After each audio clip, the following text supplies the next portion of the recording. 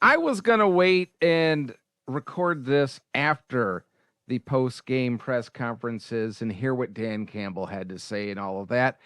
But you know what? I figured I'm going to forget what I wanted to talk about. I know my pea brain. So I just came in here after the game and decided to put this episode on tape, if you will. As far as the game goes, the Lions look terrible. Offensively, defensively, they didn't look dreadful. They didn't look excellent or great, but they looked pedestrian. Special teams looked dreadful. They kind of looked like they did after the first game of the season against Green Bay, where they couldn't do anything offensively after that very first drive and the last drive, but the Vikings were playing soft defense then.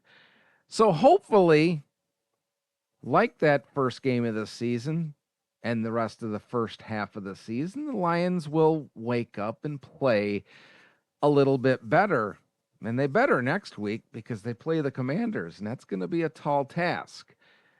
And with all the injuries that it appears that maybe specifically on the offensive line, it could be a mounting task. We'll see what happens with the trade deadline.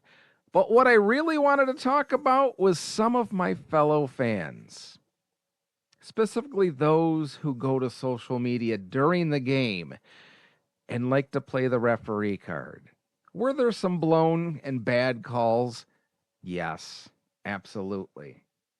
But there were for the Vikings too. That challenge flag that Dan Campbell threw on the Vikings reception that got overturned, I don't really think it should have got overturned. But that's an argument for another day. But to blame the referees on the Lions losing a game is absolutely ludicrous.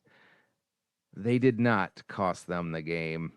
The Lions and their horrible play cost them the game. But you're a fan, so you're going to argue with me.